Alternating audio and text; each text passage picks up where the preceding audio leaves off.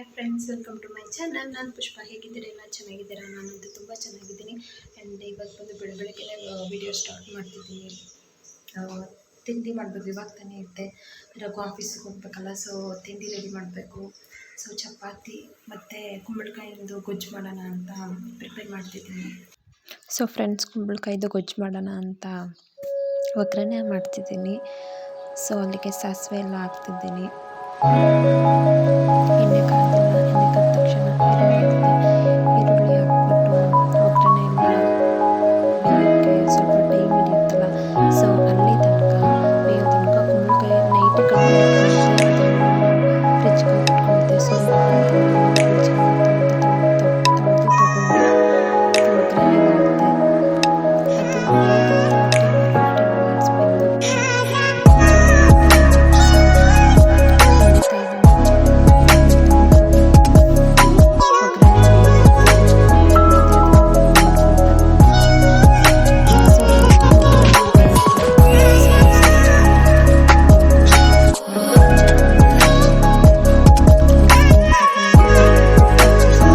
ಯಾಕಂದರೆ ಬೇಗ ಬೇಯುತ್ತೆ ಅಂತ. ಇದು ಕುಂಬಳಕಾಯಿ 10 or 15 ಮಿನಿಟ್ಸಲ್ಲಿ ಬೆಂದೋಗುತ್ತೆ. ಸೊ ಸ್ವಲ್ಪ ಬೇಯಲಿ ಅಂತ ಮೇಲೆ ಮುಚ್ಚಿಟ್ಟೆ. ಅಲ್ಲಿ ತನಕ ಚಪಾತಿ ಹಿಟ್ಟು ಕಲಸಿದ್ನಲ್ಲ, ಅದನ್ನು ರಘುಗೆ ಚಪಾತಿ ಎಲ್ಲ ಒತ್ತಿ ರೆಡಿ ಮಾಡಿ ಬೇಯಿಸಿಡೋಣ ಬಾಕ್ಸ್ಗೆಲ್ಲ ಹಾಕೋಕ್ಕೆ ಅಂತ ಬೇಯಿಸೋಕ್ಕೆ ಒತ್ತುತ್ತಾ ಇದ್ದೆ. ಸೊ ಎಲ್ಲ ಉಂಡೆ ಕಟ್ಕೊಂಡಿಟ್ಕೊಂಡೆ. ಅವ್ರಿಗೆ ಬೇಗನೆ ತಿಂಡಿ ಮಾಡಬೇಕು. 7 ಗಂಟೆಗೆ ಹೇಳ್ತೀನಿ ಬೆಳಿಗ್ಗೆ. ಡೈಲಿ ನಾನು 7 o'clockಗೆ ಹೇಳ್ತೀನಿ. 8 o'clock ತನಕ 1 hour ಬೇಕು. ಅಲ್ಲಿ ತನಕ ಅವ್ರದ್ದು ತಿಂಡಿ ಎಲ್ಲ ರೆಡಿ ಮಾಡಬೇಕು. ಹೆಂಗೋ ಬೇಗ ಎದ್ದು ತಿಂಡಿ ರೆಡಿ ಮಾಡ್ತೀನಿ. ಸೊ ಚಪಾತಿ ಎಲ್ಲ ಉಂಡೆ ಕಟ್ಟಿ ಹಸಿಟ್ಟೆಲ್ಲ ಅದ್ಕೊತಾ ಇದ್ದೀನಿ.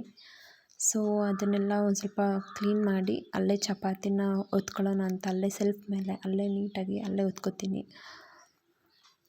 ಅಲ್ಲಿಗೆ ಬಾಕ್ಸ್ಗೆ ಮಧ್ಯಾಹ್ನಕ್ಕೆ ಬೇಕಲ್ಲ, ಬಾಕ್ಸ್ಗೂ ಹಾಕ್ಬಿಟ್ಟು ಮನೆಯಲ್ಲೇ ತಿಂಡಿನೂ ತಿನ್ಕೊಂಡು ಹೋಗ್ತಾರೆ. ಮಧ್ಯಾಹ್ನ ಬಾಕ್ಸ್ಗೂ ಅದೇನೆ. ಹೋಟೆಲಲ್ಲೆಲ್ಲ ತಿನ್ನಲ್ಲ, ಗ್ಯಾಸ್ಟ್ರಿಕ್ ಎಲ್ಲ ಪ್ರಾಬ್ಲಮ್ ಆಗುತ್ತೆ ಅಂತ, ಹೊಟ್ಟೆ ಎಲ್ಲ ಹಾಳಾಗುತ್ತೆ. ಸೊ ಹಾಗಾಗಿ ಬೆಳಗ್ಗೆ ಕಷ್ಟನೋ ಏನೋ, ಬೆಳಗ್ಗೆ ಎದ್ದ ತಕ್ಷಣ ತಿಂಡಿ ಪ್ರಿಪೇರ್ ಮಾಡ್ತೀನಿ.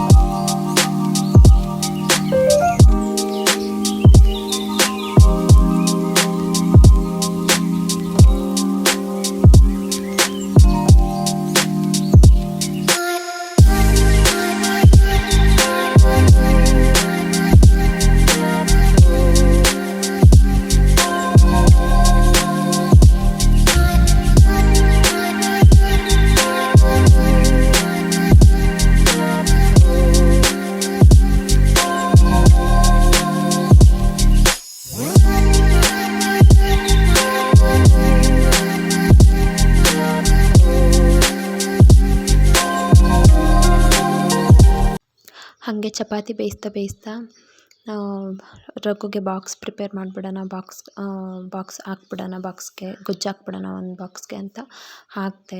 ಸೊ ಹಾಗೆ ಚಪಾತಿ ಬೇಯಿಸಾಯಿತು. ಅವ್ರ ಬಾಕ್ಸ್ಗೆ ಚಪಾತಿನೂ ಹಾಕ್ಬಿಡೋಣ ಅಂತ ಅವರು ಸ್ನಾನಕ್ಕೆ ಹೋದರು. ಸ್ನಾನ ಮಾಡಿ ಬರೋ ಅಷ್ಟರಲ್ಲಿ ಬಾಕ್ಸ್ ಪ್ಯಾಕ್ ಮಾಡಿ ಇಟ್ಬಿಡೋಣ ಅಂತ ಹೇಳಿ ಬಾಕ್ಸ್ ಪ್ಯಾಕೆಲ್ಲ ಮುಗೀತು. ತಗೊಂಡೋಗಿ ಅವ್ರ ಬ್ಯಾಗ್ ಹಾಕಿದೆ. ಸೊ ಅವರು ಹೋದರು, ಡ್ಯೂಟಿಗೆ ಹೋದರು. ಸೊ ನಾನು ಚಪಾತಿ ಹಿಟ್ಟು ಸ್ವಲ್ಪ ಹಾಗೆ ಇಟ್ಟಿದ್ದೆ. ಆಮೇಲೆ ನಾನು ಅವ್ರು ಕಳಿಸ್ಬಿಟ್ಟು ಓದ್ಕೊಳ್ಳೋಣ ಅಂತ. ಸೊ ಹಾಗೆ ನಾನು ತಿನ್ನೋಕ್ಕೆ ಚಪಾತಿ ಒತ್ತೋಣ ಅಂತ ಎಲ್ಲ ಉಂಡೆ ಕಟ್ಟಿಟ್ಕೊತಿದ್ದೆ.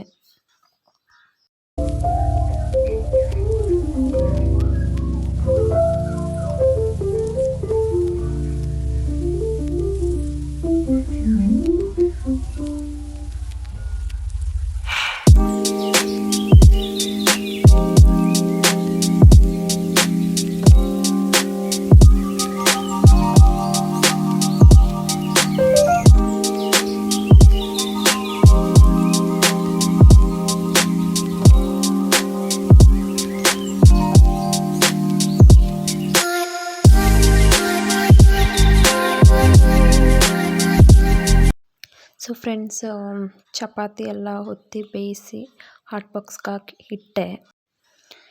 ಆಮೇಲೆ ಕಸ ತೆಗೆದ್ಬಿಡೋಣ, ಆಮೇಲೆ ತಿಂಡಿ ತಿನ್ಬೋದು, ಆಮೇಲೆ ಮುಖ ತೊಳ್ಕೊಂಡು ಅಂತ ಹೇಳಿ ಕಸ ತೆಗೆದ್ಬಿಡೋಣ ಅಂತ ಕಸ ತೆಗಿತಾ ಇದ್ದೆ. ಮನೆ ಕೆಲಸ ಮುಗಿದ್ರೆ ನೆಮ್ಮದಿ, ಯಾಕಂದರೆ ನೆಮ್ಮದಿಯಾಗಿ ಕೂತ್ಕೊಂಡು ಆಮೇಲೆ ತಿಂಡಿ ಮಾಡ್ಬೋದು. ಕೆಲಸ ಇದ್ದರೆ ತಿಂಡಿನೂ ಮಾಡೋಕ್ಕಾಗಲ್ಲ, ಏನೂ ಮಾಡೋಕ್ಕಾಗಲ್ಲ. ಸೊ ಹಾಗಾಗಿ ಕೆಲಸ ಮುಗಿಸೋಣ ಫಸ್ಟು ಅಂತ ಚಪಾತಿ ಎಲ್ಲ ರೆಡಿ ಮಾಡಿ ಹಾಕಿ ಅಡುಗೆ ಮನೆ ಎಲ್ಲ ಕ್ಲೀನ್ ಮಾಡಿದೆ. ಅದು ವೀಡಿಯೋ ಮಾಡೋಕ್ಕಾಗಲಿಲ್ಲ. ಸೊ ಹಾಲ್ ಕ್ಲೀನ್ ಮಾಡ್ತಿದ್ನಲ್ಲ, ಸೊ ಅದನ್ನು ವಿಡಿಯೋ ಮಾಡಿದೆ.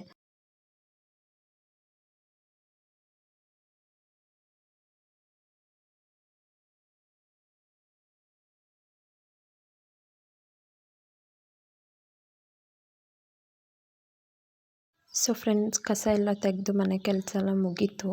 ಸೊ ನಾನು ತಿಂಡಿ ತಿನ್ನೋಣ ಅಂತ ಮುಖ ತೊಳ್ಕೊಂಡು ಹಾಲು ಕಾಯಕ್ಕಿಟ್ಟಿದ್ದೆ. ಹಾಲು ಕಾಯಿಸ್ಕೊಂಡು ತಿಂಡಿ ಹಾಕ್ಕೊಂಡು ತಿನ್ನೋಣ ಅಂತ ಹೇಳಿ ಚಪಾತಿ ತಟ್ಟೆಗೆ ಹಾಕ್ಕೊಂಡೆ.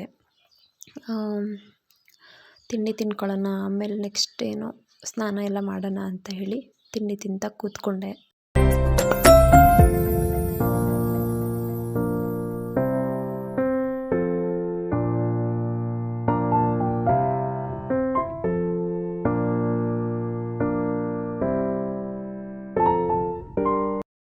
ಫ್ರೆಂಡ್ಸ್, ಸ್ನಾನ ಎಲ್ಲ ಮುಗೀತು. ಅನ್ನಕ್ಕೆ ಅಂತ ಅನ್ನಕ್ಕೆ ಇಟ್ಟಿದ್ದೀನಿ, ಸಾಂಬಾರಿತ್ತು. ಸೊ ಊಟ ಮಾಡೋಣ ಆಮೇಲೆ ಲೇಟಾಗಿ ಅಂತ ಇವಾಗ ಅನ್ನಕ್ಕಿಟ್ಟೆ. ಕೆಲಸ ಎಲ್ಲ ಮುಗೀತು. ಇನ್ನೇನಿಲ್ಲ, ಇನ್ನು ಊಟ ಮಾಡಿಕೊಂಡು ಸ್ವಲ್ಪ ಹೊತ್ತು ರೆಸ್ಟ್ ಮಾಡೋದೆ. ಸೊ ಫ್ರೆಂಡ್ಸ್, ಹೀಗಿರುತ್ತೆ ನನ್ನ ಡೈಲಿ ರೊಟೀನ್. ಅಂದರೆ ಬೆಳಗ್ಗೆ ಎದ್ದ ತಕ್ಷಣ ತಿಂಡಿ ಮಾಡೋದು, ಆಮೇಲೆ ರಘು ಬೇಗ ಡ್ಯೂಟಿಗೆ ಹೋಗ್ಬೇಕಲ್ಲ, ಸೊ ಅವರಿಗೆ ಬಾಕ್ಸ್ ಪ್ರಿಪೇರ್ ಮಾಡಬೇಕು. ಅವ್ರಿಗೆ ಬಾಕ್ಸ್ಗೆ ಹಾಕಿ ಕಳಿಸಿ ಮತ್ತು ಮನೆ ಕೆಲಸ ಎಲ್ಲ ಮಾಡಬೇಕು. ಪಾಪು ಇಲ್ಲ, ನಮ್ಮ ಅಮ್ಮನ ಮನೆಗೆ ಹೋಗಿದ್ದಾಳೆ. ಸೊ ಅದಕ್ಕೆ ಒಂದು ಸ್ವಲ್ಪ ನನಗೊಂದು ಸ್ವಲ್ಪ ರಿಲೀಫ್.